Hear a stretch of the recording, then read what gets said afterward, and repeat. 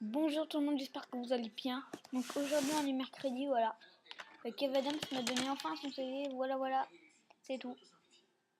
Donc en fait on va faire 3-4 parties, et comme ça je mettrai pas 3 plombes. Donc ce qu'il y a c'est que je vais la sortir là ce soir. Donc aujourd'hui on est mercredi 31 août.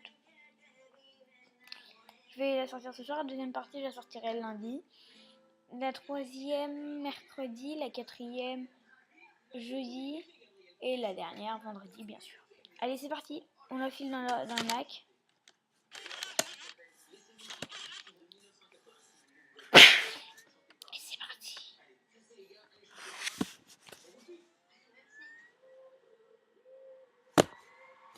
Alors, c'était nul. Ok, bon, allez. Je regarde, je dis rien. La première partie va durer environ 20 minutes, même pas. 10 minutes peut-être. Allez, c'est parti. Clap. Attendez, je remets quand même au début.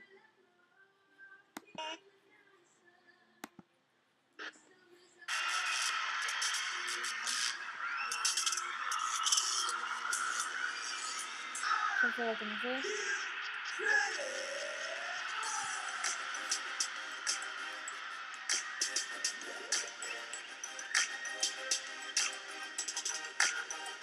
Comme ça pourrait être un peu plus inspiré.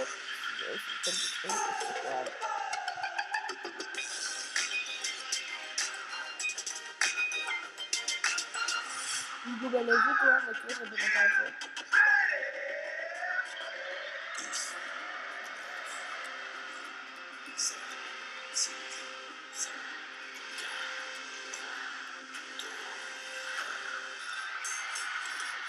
Dans le film, la petite musique.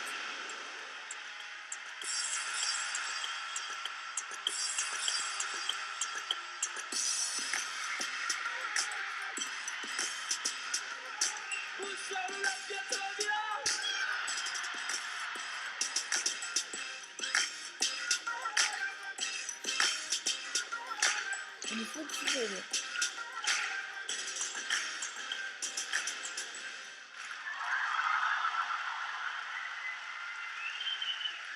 Allez, on finit à l'aise.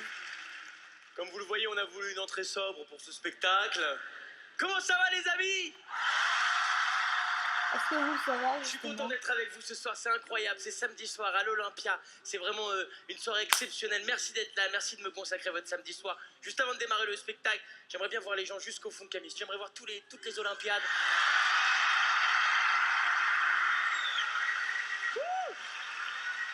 Yeah! Merci d'être là les amis. Hey, je suis hyper content d'être là messieurs dames, je peux pas vous dire mieux. Je suis arrivé tout à l'heure derrière l'Olympia. J'étais comme un fou. Je suis rentré dans les loges. Il y a une dame qui m'a reconnu. J'étais content.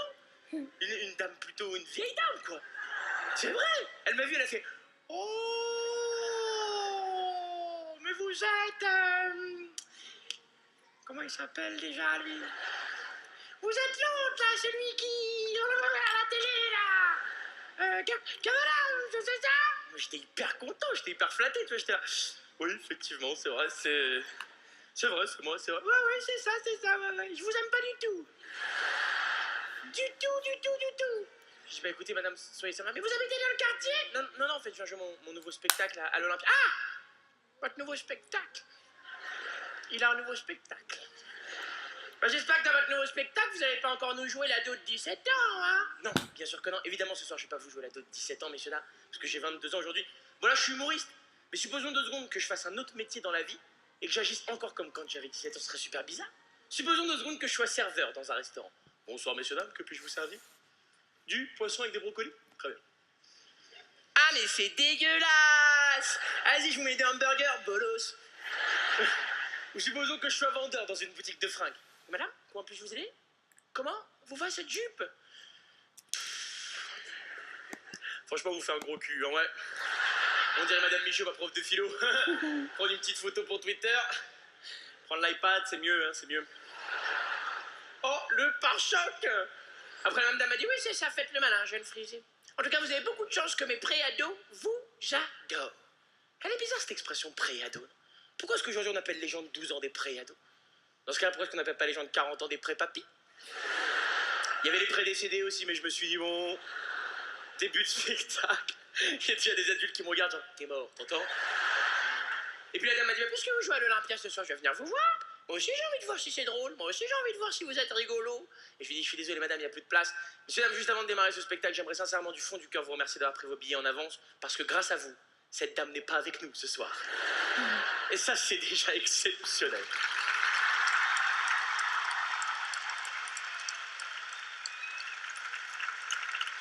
Ceci dit, je me moque de cette dame depuis que je suis arrivé sur cette scène, mais je dois avouer quelque chose, c'est que cette dame, elle m'a rappelé quelque chose qui est vrai dans la vie, c'est que le temps, ça passe vite. Tout passe trop vite, les gens vieillissent trop vite. Même si moi, je m'en fous parce que je crois grave au truc de l'âge mental. Moi, je connais des mecs qui ont 17 ans et demi, c'est des relous dans leur tête, tu leur parles, ils sont vieux déjà. Alors que je connais des mecs qui ont 84 ans, mais c'est des bébés dans leur tête. C'est tellement des bébés, ils mettent des couches et tout. Des fois, ils perdent une dent pour le kiff, comme ça. Mais c'est vrai que la vie, ça fait peur quand même, ça passe trop vite. Au début dans la vie, on t'appelle gamin. Après, on t'appelle jeune homme. Après, on t'appelle monsieur. Après, on t'appelle papa. Après, on t'appelle papy. Et après, on t'appelle une ambulance, direct. En ce moment, je grandis, je vieillis, je sais pas trop, une chose est sûre, c'est que j'évolue, je le sens, je le sais. Et je suis heureux de le partager avec vous. La preuve, le t-shirt I Love Kev Adams, tout ça, c'est fini.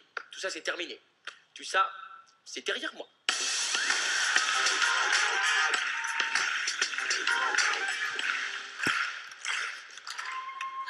Merci. J'aime bien ce moment parce que tout le monde se chauffe, genre ok, c'est parti, ça démarre, il était temps. Oh le bâtard quoi.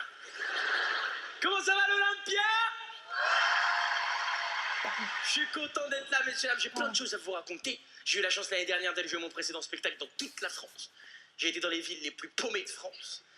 J'ai été dans des villes où les gens ils avaient des panneaux dans le public, mais pas des panneaux qui écrivent Kev on t'aime, merci d'être là, non non. Des panneaux avec écrit donnez-nous internet.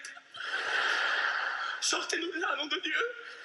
J'ai été dans des villes où le maire de la ville, c'était aussi le boulanger de la ville, l'électricien de la ville et le facteur de la ville. J'ai été dans tellement de villes l'année dernière, messieurs, dames, qu'à la fin de la tournée, je faisais un rêve étrange où j'imaginais que chaque ville, c'était une personne. Un être humain, tu vois, qui pourrait venir avec moi sur scène. Genre Marseille, une personne. Bonjour à tous. Moi, je m'appelle Marseille. Et je le sais que toutes les petites gazelles là me kiffent bien. La preuve, elles m'ont donné un surnom.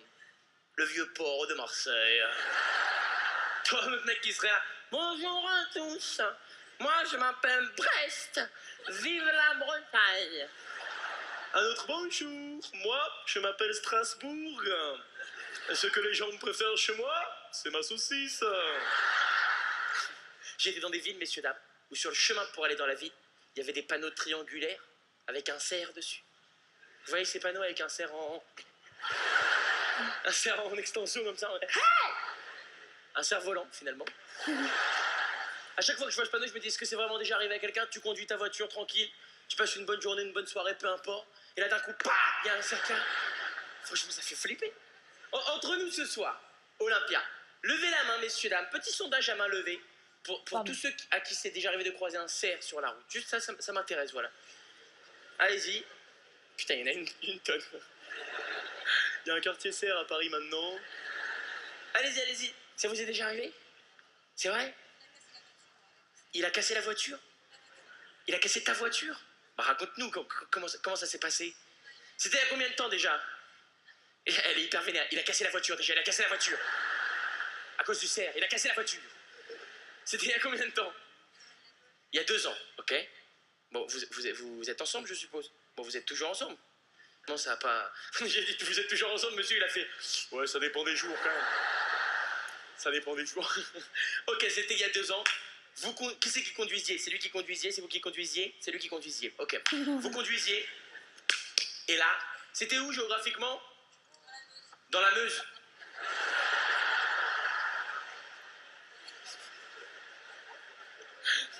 C'est toujours quand il y a quelqu'un qui dit d'où il vient, normalement dans les grandes salles comme ça, il y a quelqu'un qui fait wouh, moi, la personne, t'as vu, c'était... Là, ça a été... Dans la quoi? Donc c'était dans la Meuse. Non mais ça donne envie d'y aller ce nom-là quand même. C'était dans la Meuse. Vous rouliez dans la Meuse, d'accord? Et... Le mot il est drôle. Tu pourrais faire un spectacle d'humour qui s'appellerait La Meuse, comme ça. Et donc vous roulez dans la Meuse, monsieur conduit, vous êtes à côté. C'est le jour ou la nuit? Ah vous étiez pas là vous? D'accord. Il vous a appelé pour vous dire que la voiture...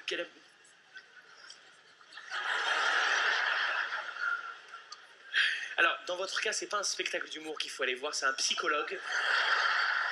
Ça fait un bien fou, on peut parler avec lui de tous des trucs qu'on a sur le cœur depuis longtemps. Elle est partie dans un truc... En fait, c'était pas moi, j'étais pas dans la voiture, c'était lui qui était dans la voiture. Il m'a appelé, il m'a dit qu'il avait cassé la voiture. Alors comment on fait maintenant? Donc, monsieur, vous êtes dans la voiture, vous conduisez, c'est le jour ou la nuit? Le jour. Voilà, pas l'air très sûr. Le ciel, il était orange à peu près. C'était un entre-deux, quoi. C'était... Vous étiez un peu... Non? Bon, la Meuse, quoi, tranquille. Vous conduisez, c'est le jour, et là, il y avait de la forêt sur le côté, je suppose. Oui, c'est vrai. Non, il y avait un H&M, il sortait d'un H&M, le cerf. Oh, j'ai fait des achats de ouf, moi. Et là, il sort de la forêt, et vous, quelle a été votre réaction? Baboum. C'est pas une réaction, baboum. Il n'y a pas eu de réaction, quoi. Boum, vous êtes rentré dedans, il vous a tapé sur le côté, d'accord. C'est pas peut-être vous qui l'avez tapé plutôt, non? Oui, oui. Et donc il vous tape sur le côté, vous, quelle a été votre réaction? Vous avez freiné, du coup, tard, finalement, c'était un peu tard. Et votre voiture a été un peu cassée, mais ça, à la rigueur, c'est pas grave, les voitures, ça se remplace, mais le cerf, comment il allait? Il s'est barré. Le mec qui veut pas d'emmerde, il est parti, hein. Il est parti, c'est sûr. Ça, il est parti, en forme, quoi. J'ai dit en forme, il a fait « Non, pas en forme, hein. » T'imagines la pauvre bête? Enculé, va enculer. D'accord. Il est parti, et vous, du coup, vous êtes reparti après avec la voiture, vous avez appelé madame, et madame a été très énervée, etc. D'accord, merci pour votre témoignage. On est d'accord que c'est l'homme le plus détendu de toute la planète, on est d'accord? Moi, je vous dis la vérité, ça m'est jamais arrivé de croiser un cerf sur la route, mais si un jour ça m'arrive, je me connais un minimum, ma première réaction, ça va être... Ah, ça fait très peur. Monsieur, il était là. Enfin sans ma meuf, je suis bien quand même là. C'est sympa la Meuse, hein, quand même, on s'amuse bien. Oh voilà. Ah bah boum. Ah bah boum, voilà. En tout cas, merci pour votre témoignage, c'est très gentil. Je vais vous dire la vérité, si je vous pose la question, c'est pas pour rien. C'est à chaque fois que je vois ces panneaux triangulaires chez nous, les humains, je me dis, est-ce qu'ils mettent des panneaux chez les cerfs aussi? Quoi, c'est pas une question bête. Des panneaux triangulaires, pareil, avec écrit attention moustachu qui va vite, tu vois.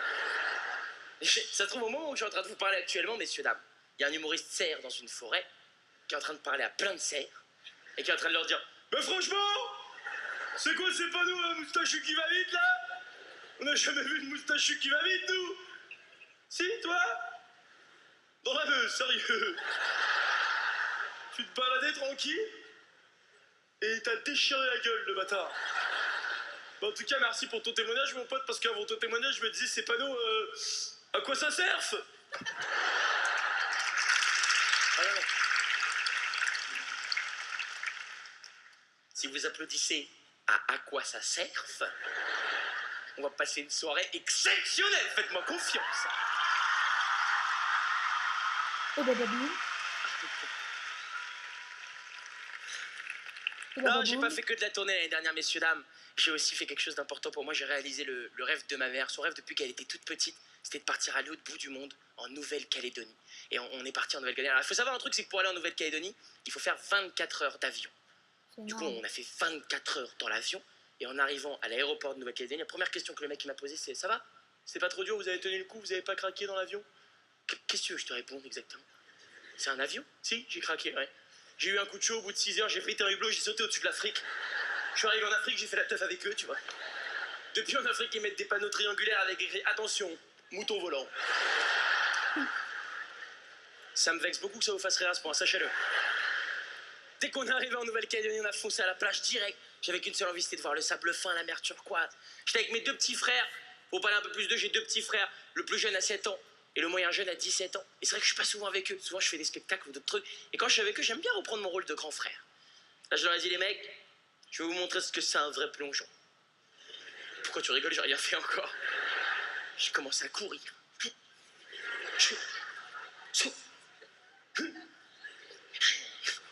Et au moment de plonger, j'ai entendu derrière moi « Attention !»